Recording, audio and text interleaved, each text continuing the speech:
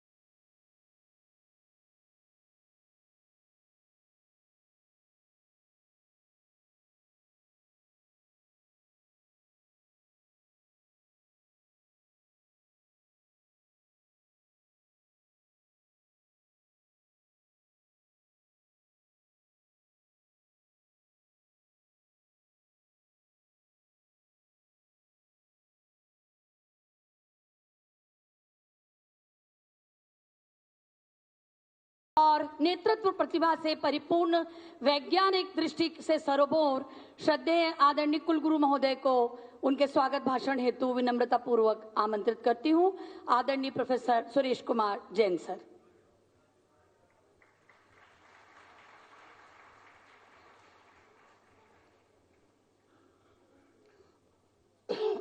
मंच पे विराजमान बात करते हैं और माननीय मोदी जी के शब्दों में हमारी देश की सारी भाषा ही राष्ट्र भाषा है, सारे प्रांतों की भाषा हमारी राष्ट्र भाषा है।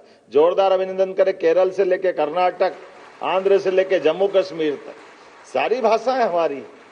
हमारे परिवार के बच्चों में माँ बाप से अगर कोई पूछे कि ज्यादा अच्छा कौन सा है, अरे जितने बच्चे वो सब हमारे ही तो हैं, सब परिवार के हमारे बच्चे हैं। उनकी अपनी अलग अलग आनंद के साथ उनकी रचना भगवान ने जैसी बनाई वो बनाई होगी, लेकिन वो हमारे हैं। ये जो आत्मीय भाव आना चाहिए, और आत्मीय भाव के पीछे वो 1884 की गलती को भी, 1835 की गलती को भी सब प्रकार से सुधारते हुए जब हमने कहा कि हम अपने डॉक्टर की पढ़ाई भी कराएंगे तो राष्ट्रभाषा में कराएंगे, कितना अच्छा लगता है ये सोच करके। हर कोर्स की पढ़ाई अपने ढंग से, और पढ़ाई को नौकरी से क्यों जोड़ना। शिक्षा हमारे अपने ज्ञान के लिए, हमारे विकास के लिए। गुरु से शिक्षा विद्यार्थी को मिलती है, विद्यार्थी अपनी शिक्षा समाज को लौटाता है, और वैसे लौटाने के क्रम में उसकी क्षमता को कई गुना बढ़ाने के लिए ये जो काल के क्रम में, अतीत के काल से लंबा हमारा अपना जो परंपरा है, जिसके माध्यम से हम समूची मानवता के मानवोचित गुणों को विकसित करने का काम करते हैं। हमारे लिए सौभाग्य की बात है। हमारे कुलपतियों के नाम कुलगुरु कितने अच्छे लगते हैं, नाम सुनकर के आनंद आता है कि हाँ कुलगुरु बोलते ही अब बाकी के लोग हमसे। जवाहरलाल नेहरू यूनिवर्सिटी दिल्ली अब हमारे अपने इस विचार को अपना रही। माननीय मंगू भाई पटेल साहब का आभार मानता हूं हृदय से। आपने जब भी समय मांगा, हम सब लोगों ने, मैंने और आपने सब ने, तो हमारे और किसी विभाग में उतना समय देने के लिए तैयार रहते ही लेते, लेकिन जरूरत से थोड़ा सा ज्यादा शिक्षा विभाग के लिए भी रहते हैं। जोरदार अभिनंदन करो सभी प्रकार से, जहां बुलाओ, जैसे बुलाओ, जो बदलाव करना है। और आप तो और नए दौर की नई कहानी लिख रहे हैं, कितने नए नए प्रयोग चल रहे हैं। हमारे विश्वविद्यालय समग्र रूप से सारे विषयों को पढ़ा सकते हैं। इनकी जो सीमाएं हमने खोलने का प्रयास किया, तो कृषि संकाय वो गया जमाना जब कृषि संकाय केवल कृषि विश्वविद्यालय के माध्यम से महाविद्यालय चलते थे। अब तो अपने में से कई विश्वविद्यालय कृषि पढ़ा करके अपने राज्य के किसानों के लिए, किसानों के परिवारों के लिए, भविष्य की पीढ़ी के लिए, कृषि की उन्नति के लिए ये जो एग्रीकल्चर सेक्टर खोला है, वास्तव में बधाई देना चाहता हूं। आपके माध्यम से शिक्षा विभाग को बधाई देना चाहता हूं। उसी क्रम से लगातार चलते जा रहे हैं।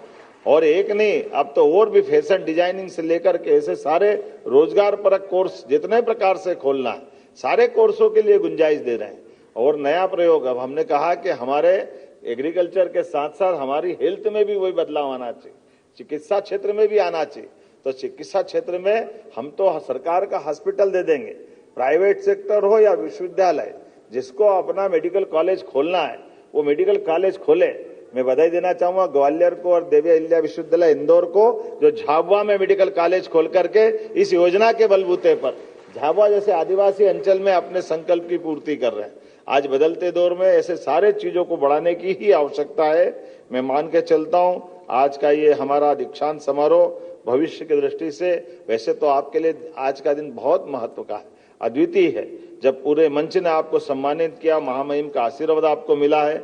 अतीत के काल में युवाओं में भविष्य की संभावना देखने की भगवान राम के काल से परंपरा चली आई। भगवान राम को राम के रूप में श्री राम बनाने की अगर योग्यता और उनके घर से निकाल करके जंगल तक और जंगल से लेकर दुनिया के बीच में जो अद्भुत उनका स्वरूप बना है, इसमें विश्वामित्र जी की भूमिका बड़ी थी। युवाओं को छांट करके घर से निकाल करके ऐसे बहुत सारे विश्वामित्र बैठे, मैं सबको प्रणाम करता हूं, सबका अभिनंदन करता हूं आपके माध्यम से, जिन्होंने अपने अपनी दृष्टि से इस भारत के लिए ऐसे भविष्य में भगवान की दया से राम राज्य की हम तब से कल्पना करते आ रहे हैं और आज के काल तक उस बात को मान के चलते हैं कि शासन सुशासन में तब बदल सकता है जब राम राज्य की स्थापना हो।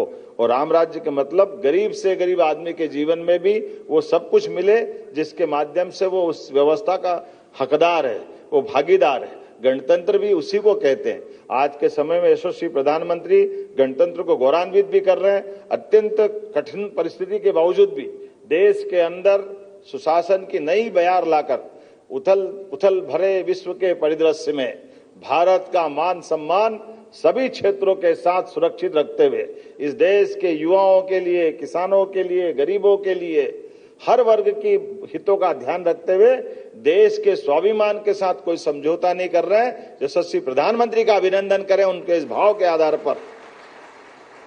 और हम आश्वस्त करते हैं, हम सब मिलकर के माननीय प्रधानमंत्री के उस भाव के आधार पर ही हमारी हर राज्य सरकार यशस्वी प्रधानमंत्री के इस बदलते दौर के बदलते समय में भारत की बदलती भूमिका के माध्यम से आज लगातार चौथी के बाद तीसरी आर्थिक शक्ति बनते हुए हम उस दिशा में आगे बढ़ रहे हैं। जब हम आने वाले समय में स्वामी विवेकानंद के शब्दों में 21वीं शताब्दी भारत की होगी, अमृत काल तक भारत सबका नेतृत्व करेगा, सबसे अग्रगण्य भूमिका में रहेगा।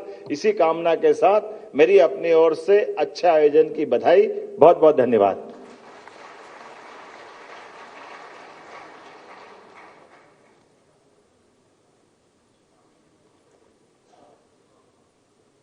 मैं दीक्षांत समारोह के अध्यक्ष माननीय कुलाधिपति और मध्य प्रदेश के राज्यपाल सम्मानीय मंगू भाई पटेल जी से सादर अनुरोध करता हूं कि वे हमें आशीर्वचन दें।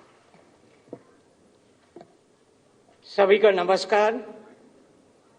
बरकतुल्लाह विश्वविद्यालय के दीक्षांत समारोह में अपने बीच उपस्थित मध्य प्रदेश के मुख्यमंत्री माननीय डॉक्टर मोहन यादव जी, उच्च शिक्षा मंत्री श्री इंद्र सिंह परमार जी, सचिव श्री शिक्षा विभाग अनुपम जी, अधिकारी गण, कुलपति बरकतुल्लाह विश्वविद्यालय एसके जैन जी, कुल सचिव डॉक्टर अनिल शर्मा जी, कार्य परिषद के सदस्य गण, उपस्थित संकाय अध्यक्ष गण, उपस्थित महानुभाव एवं अभिभावक गण, प्यारे बच्चों, मीडिया के मित्रों,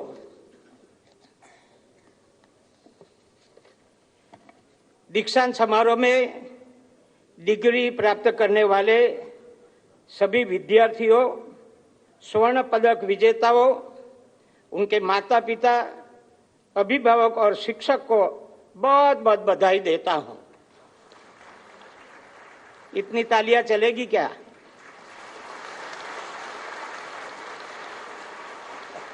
अभी हो गया। विश्वविद्यालय को शिक्षा, अनुसंधान और नवाचार के बेहतर प्रयासों के लिए नेक से ए ग्रेड प्राप्त हुआ, उनके लिए बहुत बहुत बधाई देता हूं। ग्लोबल वर्ल्ड यूनिवर्सिटी रैंकिंग में प्रदेश के एकमात्र विश्वविद्यालय के रूप में स्थान प्राप्त करने के लिए और प्रबंधकों को भी मैं बहुत बहुत शुभकामना देता हूं। दीक्षांत वह अवसर है जबकि शैक्षणिक यात्रा पूर्णता के साथ समाज और राष्ट्र की सेवा यात्रा का शुभारंभ होता है। यह केवल डिग्री प्राप्त करने का उत्सव नहीं है, बल्कि आपकी वर्षों की मेहनत, अनुशासन और आपके गुरुजनों की सफलता का मार्गदर्शन का प्रतिफल है। नई राष्ट्रीय शिक्षा नीति के माध्यम से युवाओं के लिए उनके कौशल, रुचि और क्षमता के अनुसार शिक्षा के प्रत्येक स्तर पर अनेक अवसर विद्यमान है। देश में कृषि, खाद्य, physical education, cyber security, forensic science, drone technique और विधि आदि विषयों कैरियर की संभावना तेजी से बढ़ रही है। ये प्रधानमंत्री श्री नरेंद्र मोदी जी के नए डिजिटल और विकसित भारत के सपने को साकार करने में विश्वविद्यालय की भूमिका बहुत महत्वपूर्ण है।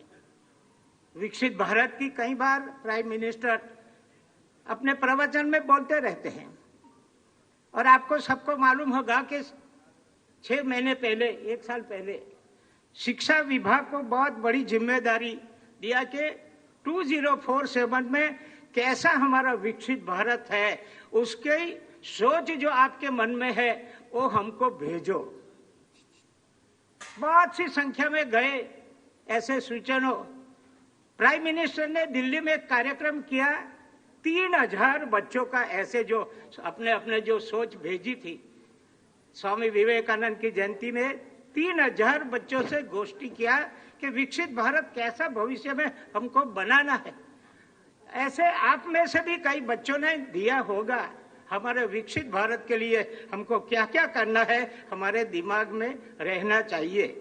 दीक्षांत के इस यादगार पल पर युवा से आत्मनिरीक्षण करने के लिए कहूंगा। आज आपको तय करना है कि अपने ज्ञान कौशल के समाज को क्या दे सकते हैं। आपको सबको तय करना है। यहाँ कुलगुरु ने आपको आदेश भी दिया और प्रतिज्ञा भी दिया है, दिलवाया। सत्यम वद ऐसा करके पहले बोले, धर्मम चरण, सच्चा बोलो, धर्म का आचरण करो। ये बात